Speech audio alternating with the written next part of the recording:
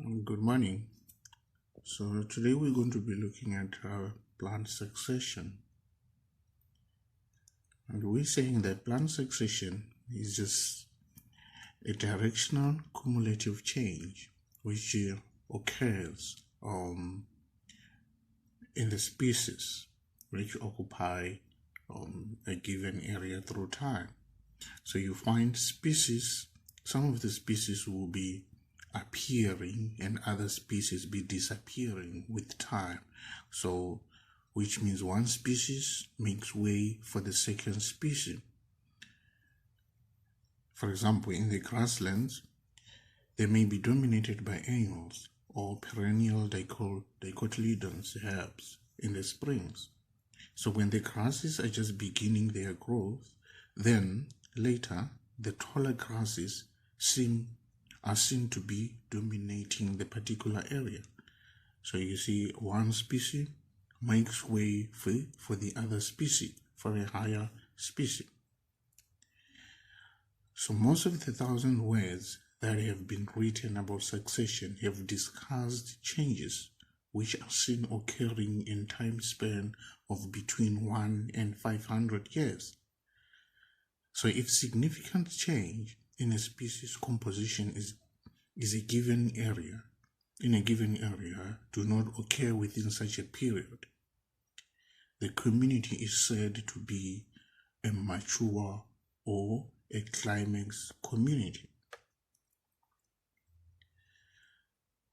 So climax communities are said to be static.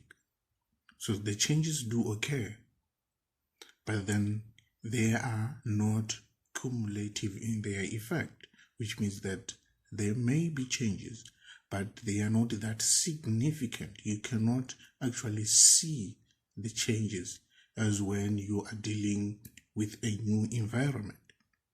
So instead, the random small changes in plant numbers or even in the flora merely results in the fluctuation about some long-term mean. This is said to be a state of equilibrium. So if a community does not exhibit some directional cumulative or non-random change in a period of 1 to 500 years, it is said to be a successional or a successional community or a serial community. So the entire progression of several stages, from the first one to occupy a background to the climax community, is called succession. So you will see one species starting to occupy, for example, as you will see when we deal with giving the examples with different kinds of successions. So succession may be initiated either by the formation of new unoccupied habitat, for example, a lava flow or a severe landslide, or by some disturbance, for example, fire in an existing community. So succession that begins in the new habits, uninfluenced by pre-existing community, is known as the primary succession, whereas the succession that follows the disruption of pre-existing communities is known as the secondary succession. Therefore, we are going to look at different kinds of succession which occur in nature. So what we want to do is that we're going to look at them in pairs, comparing different kinds. So we're going to start off with the primary and the secondary succession. So primary versus secondary succession. So the primary succession is said to be the successional dynamics which begin with the colonization of an area that has not been previously occupied by an ecological community, so such as a newly exposed rock or sand surface or lava flow. So the stages of the primary succession include the pioneer plants, which are the lichens and also the mosses.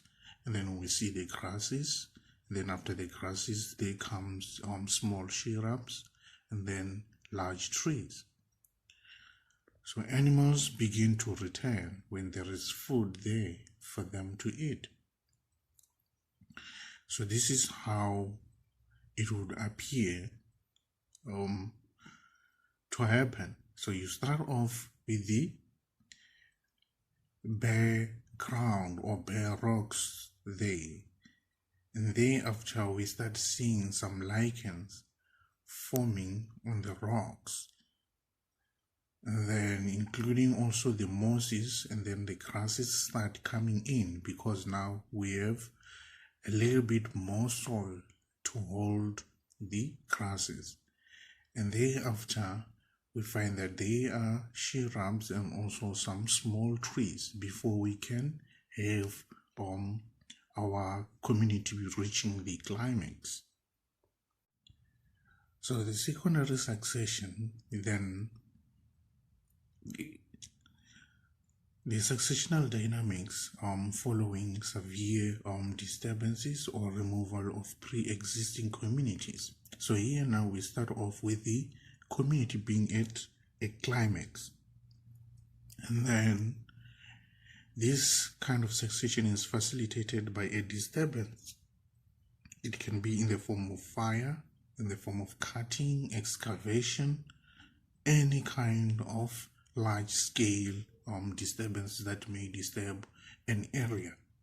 So the dynamic in secondary succession are strongly influenced by the pre-disturbance conditions, including soil development, seed banks, remaining organic matter, and also the residual living organisms. So this is how it would appear to occur in nature. You start off with the intact forest or community, and then a disturbance such as fire occurs, burning everything to ground. You see now at 4 we have a clear ground.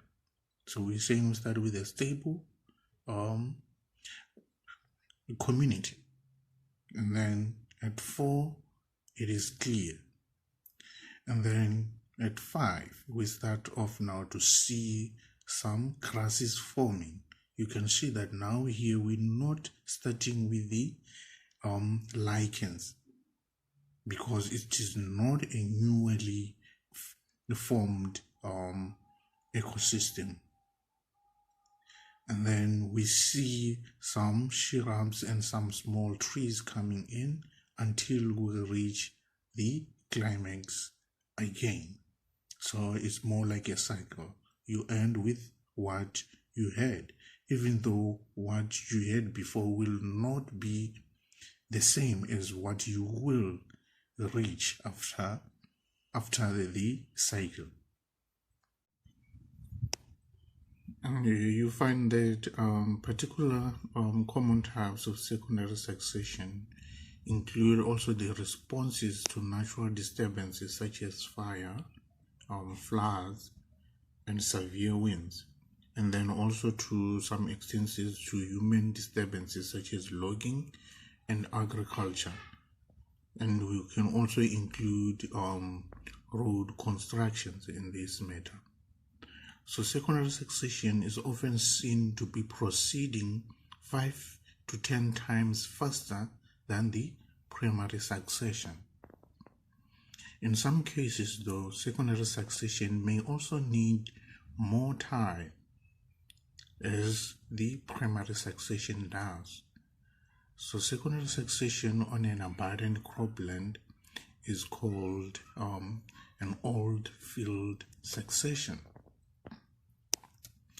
Then we have what we call the cyclic succession. So cyclic succession normally goes with the directional succession. So the directional succession is said to be the same as the primary succession because it goes only to one direction. So with the cyclic succession, this is just the pattern of vegetation change in which a small species tend to replace each other over the absence of large-scale disturbance. So the observation of the cyclic replacement have provided evidence against traditional Clementesian view of end-state climax community with a stable species composition. So a cyclic succession is one of several kinds of ecological succession. He's saying that the cyclic succession is just one of several kinds of the ecological successions. So when used narrowly, the cyclic succession refers to the process which is not initiated by a wholesale exogenous disturbance or long-term physical changes in the environment. However, broadly, cyclic processes can also be observed in the cases of secondary succession, in which regular disturbances such as insect outbreak can reset an entire community to a previous stage. For example, given this schematic presentation here, so we have this large tree here, and then we have a mouse which is going to deposit some seeds underneath this particular big tree, and then this seed will germinate, and later on it will outcompete that large tree, and then that large tree will then die off, and therefore later again some disturbances of some nature will then happen to this particular tree which had overcame the other plant, and then in the end the plant will die off because it probably was dependent on the other plant for survival of some sort. And then we have what we call the autogenic and also allogenic succession. So the autogenic simple means is of life origin.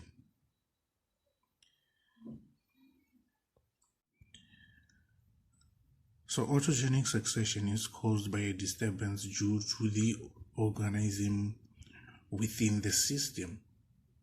So one of the driving forces behind succession is the effect plants have on their habitat.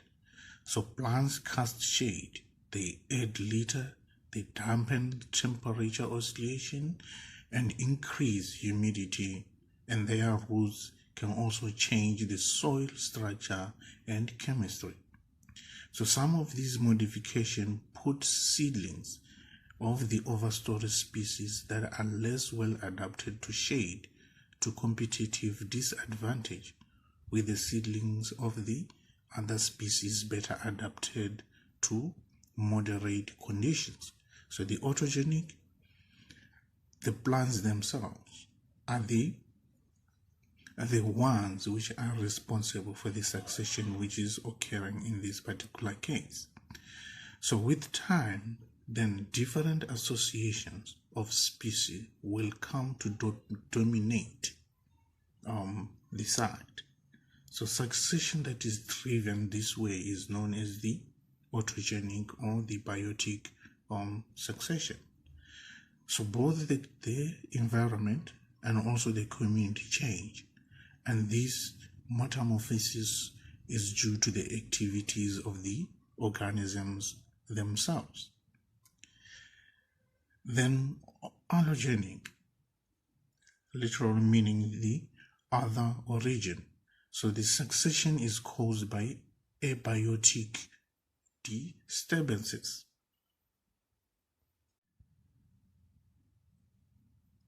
So it is due to major environmental changes beyond the control of the indigenous organism. Fire and storm often lead to secondary succession. Human disturbances can also lead to secondary succession once the land is abandoned by humans. And then we have progressive versus retrogressive succession. So the succession, which often leads to communities with greater and greater complexity, and the biomass and habitats that are progressively more and more basic. So it is known as the progressive. And then the retrogressive, it leads in the opposite direction towards the simpler, fewer species, and towards either more hydric or xeric habitat. Some retrogressive succession are allogenic and some are autogenic. Autogenic in the sense that some of the factors which might be influencing the succession are plants themselves, other than environmental factors, as in the allogenic. And then we have lastly the chronosequence and also toposequence. So many plant communities, as you know, they coexist in a complex mosaic pattern. So that is, one climate community does not cover the entire region. Sometimes the mosaic reflects a periodic local disturbance such as fire, or it might reflect progressive exposure to new land. So for example, a spruce fir forest forms a matrix with which localized patches of meadow, aspen with an understory of spruce occur. So these patches represent different stages of recovery from fire, wind throw, or other disturbances to the matrix types. So the mosaic expresses a successional relationship and is called chronosequence.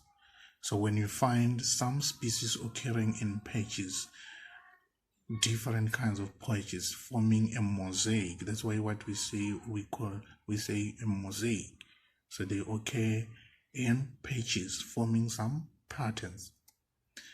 In other cases though, the mosaic reflects topographic differences such as the south-facing versus the north-facing slope, basin with poor drainage and the fine textures versus the upland slope with good drainage and coarser soil, or different distances from the stretch such as the salt spray.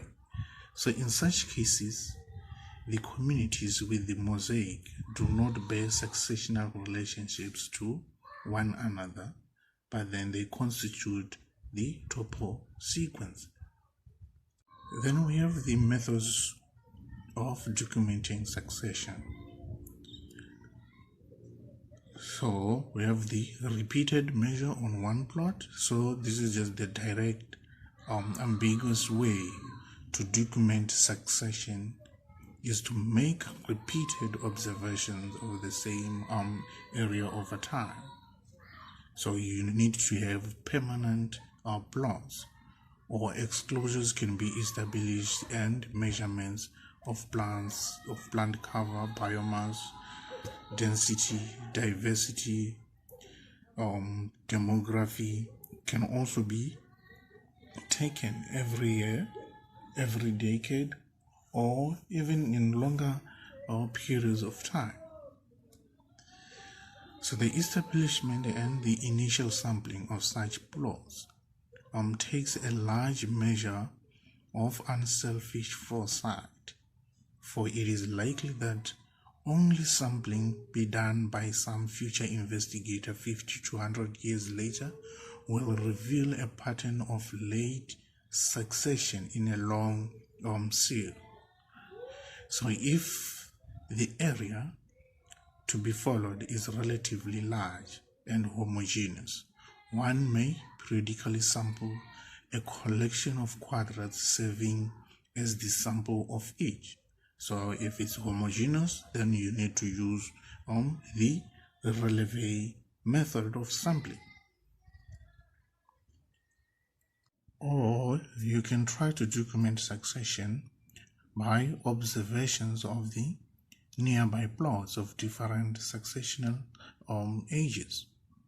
So most successional schemes have been intuitively determined from observations on the nearby plots of different succession age, rather than from observation on one plot over time. So the objective is to find a series of plots that have been exposed to primary succession or disturbance or opened to secondary succession at different known times. So one must assume or demonstrate that all other factors such as slope, aspect, parent material, and microclimate are uniform when you are observing the adjacent site. Then we have the general trends during succession. So we have vegetation and soil quality, and then out ecology. So vegetation and soil quality. So the biomass increases during succession, and then plant cover and density of the foliage above the ground and the height of the plants should also seem to be increasing. If the succession leads from herbs to trees, the percentage of the total biomass that is below the ground may decline, but the total biomass still increases. The physiognomy increases in complexity because of the variety of growth forms which increases as the succession proceeds. If the successional stages involve trees, the structure and leaf orientation of those trees may change tree species characteristics of the climax community, which may have similar profile but grow slowly. So the major site nutrient storage in the ecosystem shifts from soil to plant biomass. So the role of detritus in nutrient cycling is becoming more and more important during succession because soil nutrients have been depleted and are being stored for long periods of time. Then we have what we call out ecology, which you should be familiar with from the first year classes. So this one just deals with the adaptation and also the behavior of individual species or population in relation to what is happening to the environment. So the pioneer species are typically the R-selected species with the rapid growth rates, short lifespans, and relatively large energy allocations to sexual reproduction and high photosynthetic rate. And then the climax species are the typical case selected with the slow growth rates, long lifespans, small energy allocation to sexual reproduction in 1 year, lower photosynthetic rate, and heavy animal dispersed seeds. So however, the R-selected species can exist in the climax community. So they may occupy sites beneath the opening of the overstory, and their seeds can lie dormant for long periods until there is an opening. So the pioneer species are mainly composed of the lichens, and then the climax species are mainly composed of the large trees such as the baobabs, the marula trees, and so on and so forth. But then the K-selected species, they also have the characteristics of the R-selected species because they also produce a large sum of seeds, which is the characteristics of the R-selected species. So you need to be careful with choosing which one is the K and which one is the R-selected species. So we have the driving forces of succession. This is where now we talk about the Clemens and the relay floristic. So according to Clemens, succession is a process involving several stages, about 6 stages, which start off with the nudation from the word nude. So succession begins with the development of a bare side called nudation. Then migration, referring to the arrival of propagules into a certain area. Then axis, which involves the establishment and the initial growth of the vegetation. Then we have competition.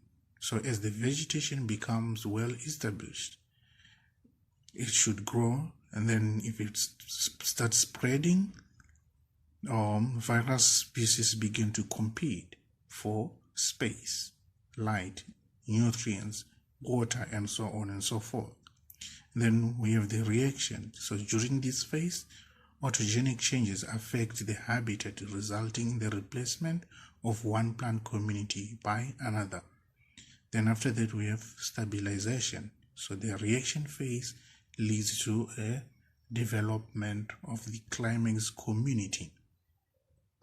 So the Clemens visualized succession is composed of several discrete seral communities. So the association of species of each community undergo 2 to 5 stages together, changing the habitat in such a way that new species are at a competitive advantage. That's why we talk about the first species being replaced by the next species, higher species. So the process is repeated until a climax community develops that can propagate itself continuously and prevent the establishment of additional taxa.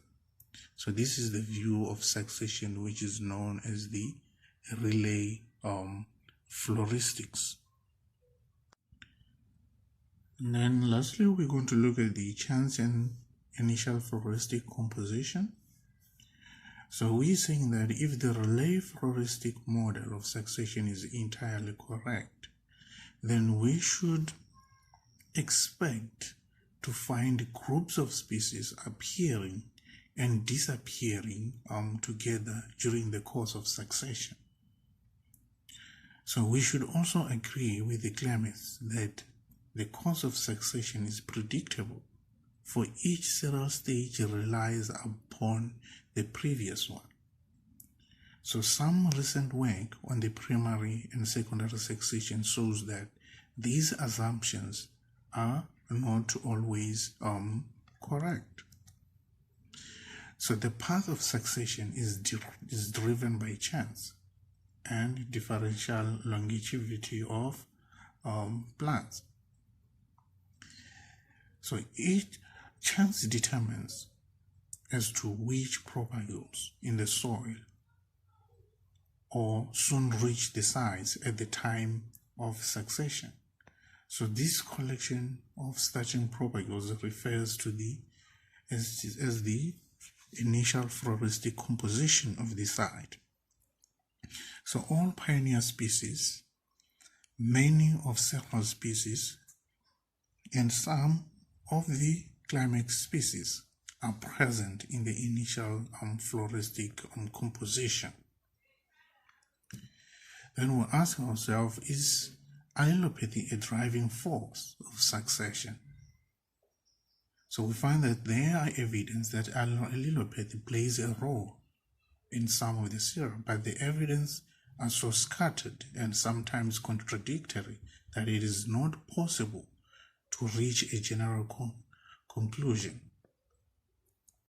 So, as an example, Kiva initiated a doctoral dissertation to determine whether allelopathy might be a major importance to oilfield succession in Piedmont. Of the many species and seral stages examined, she found that allelopathy to be a factor in one case. So the decaying roots of the horseweed, botanically Coniza canadensis, inhibited the growth of its own seedlings. So here now we'll be talking about the autogenic succession, wherein the plants themselves are the agents of the particular succession. Then we are just going to look at the different classes of fires when we talk again, probably tomorrow. Then we know we've got 3 different classes of fires. We have the surface fire, ground fire, and the crown fires. So they are all different in terms of intensity and the effect they have on the ecosystems and also the other organisms.